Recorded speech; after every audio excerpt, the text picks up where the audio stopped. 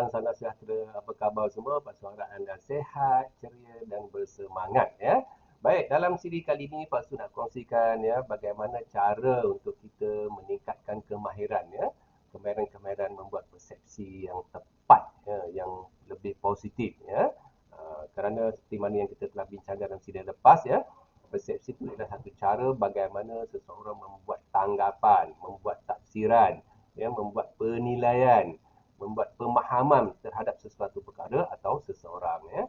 Dan bolehlah Pak Su rumuskan bahawa persepsi itu merupakan satu inti dalam komunikasi ya. Kalau komunikasi itu nak jadi efektif, persepsilah puncanya. Kalau komunikasi itu nak jadi tak aktif, pun puncanya ialah persepsi juga. Kerana persepsi yang dianuti oleh seseorang itu menjadi asas untuk dia memberi makna kepada mesej yang disampaikan dalam sesuatu komunikasi ya. Baik, kalau kita perhatikan dalam kehidupan masyarakat dulu, pasti pernah dengar satu kisah lah ya, seorang ya pemuda baru kahwin dengan seorang pemudi. Pemuda ni seorang engineer ya. Dia daripada keluarga yang yalah yang ceria, yang happy ya. Yang isteri pula dia satu keluarga yang memang sangat strict dari segi apa nama ni, agama, peraturan, disiplinnya sangat strict ya.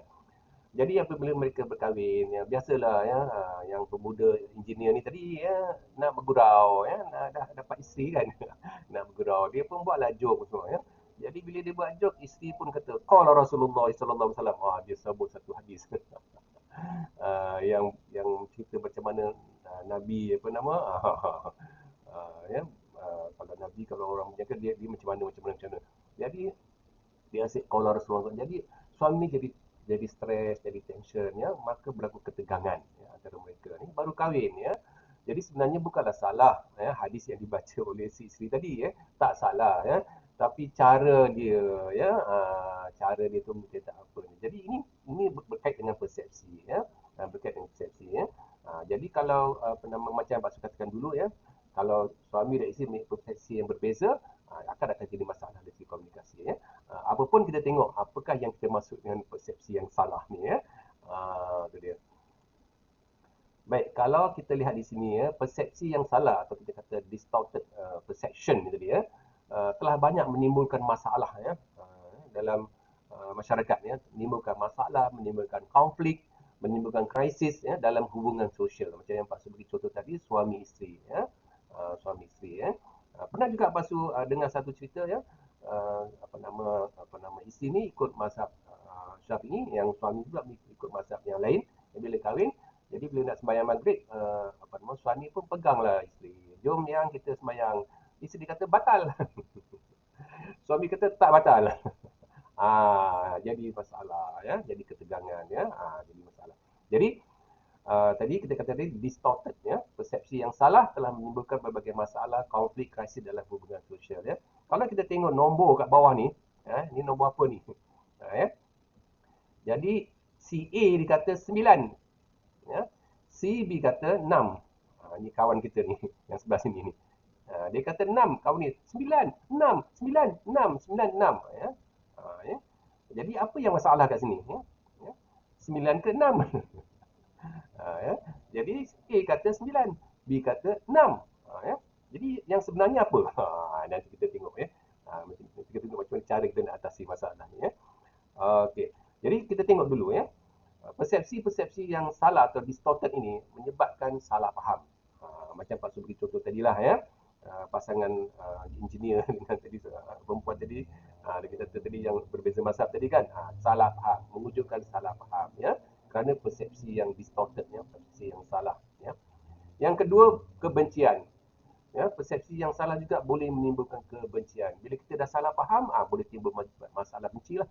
Dan Pak Su difahamkan pasangan muda tadi bawa kes berjumpa dengan Jabatan Agama ya, jumpa kadi kerana nak buat consultation dan buat counseling ya. Tapi alhamdulillah dia tak jadi bercerai lah ya, dapat diselesaikan ya. Menimbulkan kebencian ya, menimbulkan kebencian. Yang ketiga, boleh menimbulkan pergaduhan. Persepsi yang salah tadi, ya, tak pasal-pasal kita gaduh ya, ada sebab persepsi. Ya. Dan yang seterusnya boleh jadi bercerai-berai. Ya. Kenapa ada orang yang berkahwin baru 1 tahun, baru 2 minggu, baru 3 bulan, 6 bulan bercerai ya? salah satu sebabnya adalah masalah-masalah komunikasi yang berpunca daripada persepsi yang salah tadi tentang sesuatu perkara. Okey. Dan boleh boleh membawa kepada pembunuhan. Ya. Ya. Boleh jadi bawa pembunuhan anak bunuh mak dan sebagainya. Macam-macam yang kita baca dalam surat khabar tu kan. Ini disebabkan oleh persepsi yang salah atau distorted perception Bagaimanapun kita lihat macam mana cara macam mana teknik kita nak meningkatkan kemahiran membuat persepsi yang betul, yang tepat, yang macam mana. Kerana macam Pak Su katakan tadi lah, persepsi merupakan inti dalam komunikasi.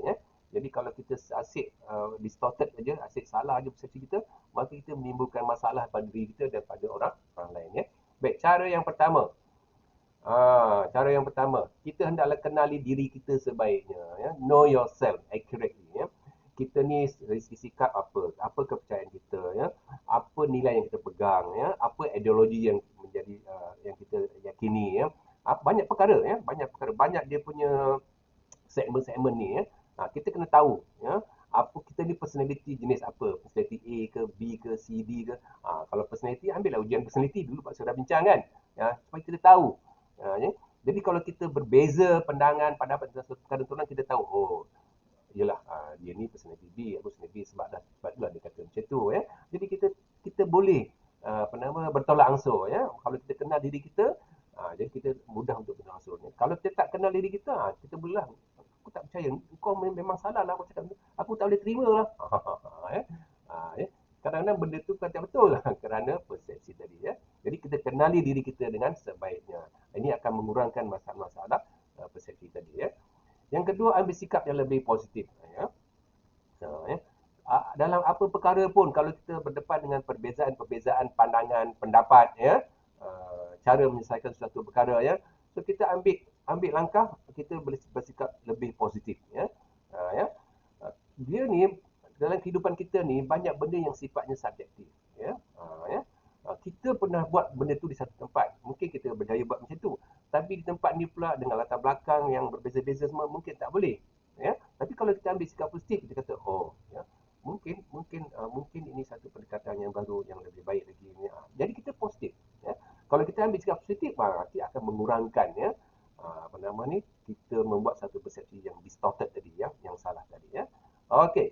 Langkah seterusnya ialah tingkatkan rasa empati terhadap orang lain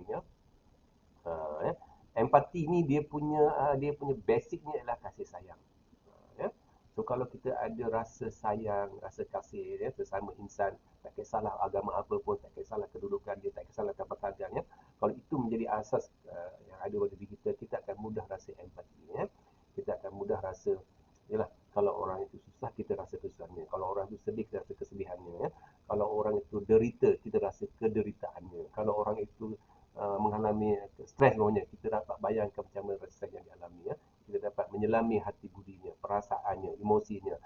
Jadi dengan cara macam itu kita akan tidak sewenang-wenangnya memberikan gambaran, tanggapan, tafsiran yang tertentu, yang tak baiklah terhadap seseorang itu. Jadi ini rasa empati kena ditingkatkan, insyaAllah. Dan yang seterusnya ialah tangguhkan sejenak tanggapan pertama, first impression. First impression ni sangat memberi pengaruh kepada seseorang.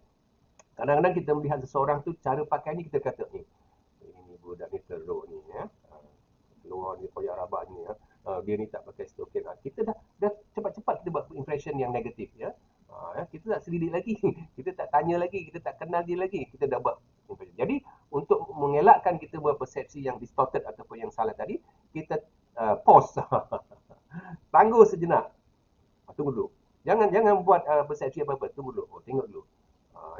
Kalau kita ada peluang untuk berinteraksi dengan dia, Mat, kau ni dari mana, Mat? Kenapa ni, Mat? Kenapa macam ni? Oh, Pakcik, saya ni Pakcik sebenarnya gini. So bila kita explore, kita pun tak jadi nak buat persepsi negatif terhadap anak tadi, terhadap seseorang tadi kan. Kerana kita buat pause tadi, tangguh sejenak. Ini penting Dan seterusnya yang boleh kita lakukan adalah berkomunikasilah secara lebih terbuka, open. Kita kena open, kita kena buka minda kita kita kena terbuka, kita kena bersedia menerima perbezaan-perbezaan dalam perkara yang kita boleh berbeza. Dalam perkara yang kita perlu bersepakat, kita bersepakatlah dalam hidup kita ni banyak, dalam hubungan suami isteri, motivasi anak-anak anak-anak dengan anak-anak yang anak-anak generasi baru ni, generasi internet ni, generasi maya ni ya, cara memikir dia berbeza ya. Jadi kita kena lebih bersikap terbuka ya, terhadap mereka ya. Kalau kita ada sikap terbuka ni, ini mengurangkan kita membuat persepsi yang salah ataupun distorted tadi ya. Okey. Dan langkah seterusnya ialah bandingkan persepsi kita dengan orang lain, dengan siapa kita nak bercakap. Kita kena cek dulu ya. Sebelum kita nak apa nama nak sampaikan satu pandangan ataupun kita nak nasihatkan dia umpamanya ya, kita nak bagi pandangan, kita kena tanya dulu. Tanya dulu untuk kita cek persepsi aku dengan persepsi dia ni sama tak? Kongruent dalam psikologi bagi kongruent tak? Sama tak persepsi aku dengan persepsi dia? Ya. Kalau kita nampak tak berapa sama, kita cuba cari bagi maklumat-maklumat baru. Sampai dia kata, oh betul lah Pak Su. Ya. Betul lah. Saya setuju apa yang Pak Su cakap tu. Ya. Sebab gini-gini. Jadi, bila dah ada macam itu, baru kita senang nak berinteraksi. Baru kita nak berkomunikasi. Kerana kita dah dapat menyamakan. Kalau tak sama pun 70% ke 80% pun akan memudahkan kita berkomunikasi. Jadi kita kena bandingkan dulu, kita tengok dulu ya. Sebab tu kita kena buat, kalau kita nak bercakap seseorang, kita buat introduction dululah. Tanya, cik dari mana cik? Kampung mana gini-gini? Oh rupanya bapa saya ni Jawa, mak Melayu. Oh saya pun sama, bapa Jawa, mak Melayu. Gini-gini. Jadi kita kena cari. Lalu kita dapat dia punya apa nama ni, frekuensi sama, baru kita senang nak berkomunikasi ya. Ini antara lain yang Pak Su boleh share ya, kemahiran-kemahiran yang kita boleh lakukan untuk kita membuat persepsi yang lebih positif ya, dan kita tidak terjebak dengan persepsi salah ataupun distorted perception ya. Okey. Jadi saudara dan saudari sekalian ya, macam yang Pak Su katakan tadilah ya, betul ya, persepsi ni sangat-sangat memberi pengaruh kepada impak kepada komunikasi ya.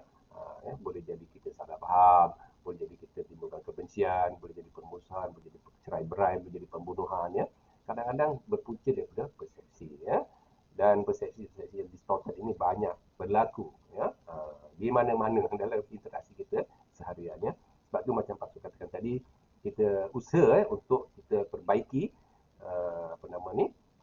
bukan perbaiki persepsi kita, maknanya kita mengambil langkah supaya kita sentiasa berpersepsi yang lebih positif. Lebih positif, tidak terlibat dengan persepsi yang distorted ataupun yang salah ya. Kerana itu akan menjadi punca dalam hubungan sosial ya. Macam Pak Su katakan tadi, satu, kenali diri anda, ambil sikap yang lebih positif ya, tingkatkan rasa empati ya, tangguhkan tanggapan pertama, first impression ya, berkomunikasi dengan lebih cara terbuka, dan juga bandingkan persepsi kita dengan persepsi orang lain terlebih dahulu sebelum kita nak melanjutkan komunikasi kita. Baik, sehingga kita bertemu lagi dalam kesempatan yang akan datang. Salam motivasi.